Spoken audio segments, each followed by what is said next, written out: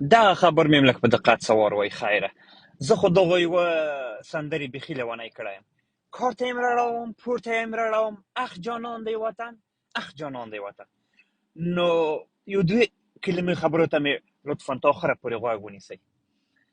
زه به ټول افغانان نه خطاب کوم ځکه موږ ډېر احساساتي قوم یو. بیا برته وایي چې ته ټول افغانانو ته ولې داسې توهین کې. حال ده چې ټول داسې یو، ټول همدغسې یو، په همدغه مرض ګرفتار یو. شخصا به زه دا خبر ځان ته راجع کوم چې زه حشمت یو افغان، ډېر درواغزن افغان، ډېر کثیف افغان، ډېر رذیل افغان یم.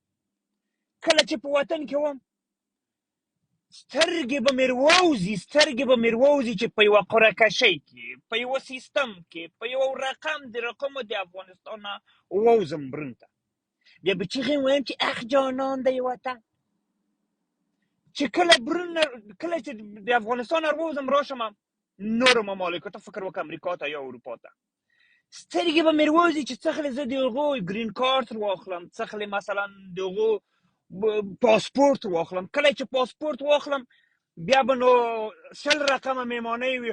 Oh, congratulations, you become citizen. Wow, I'm proud of that. Oh, great. Oh, I have a citizen son. Oh, great. پدر دی نالت ششمت په دو کار چی تیک. اخ جانان دی وطن، اخ جانان دی وطن. زه د خبر ځان ته کوم، خو تاسو باید پوه شئ چې زه افغان یم. زه افغان دا عادت لرم. د خبرې مې ټولې درواغ دي. اخ جانان دی وطن، په حیا دې نالت شه، په بل پدر دې نالت شه، درواغزنه، رذیله، بی غیرته، بی شعوره، وطن دې تباه و برباد کن. چیغې دي اخ جانان پدر نالت دی، اخ جانان دی وطن سه. ما خمزیتی غوږونه پرې وخوړل په اخ جانان دی وطن سه. چې په داخل کې وي څخلې رووځي د افغانستان نه، څخلې رووځي. والله بلا په تیاره پسې مې ځان راوځان کړی دی. د تیارې نه ولوېدم، د تیارې شهید شوم، مړی مې معلوم نشته چې چېرته مړ شو. اخ جانان دی وطن.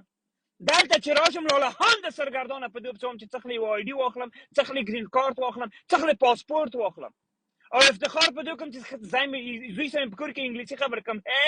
How are you man? Did you went to school? Did you go to school? دغه خبرې به ورڅه کوم. بیا ویم اخ جانان دی وطن، په حیا د جانان سم نالت شه، په تا دې هم نالت شي. هغه مرخیل ته به مې اوس څه ویلي. السلام علیکم.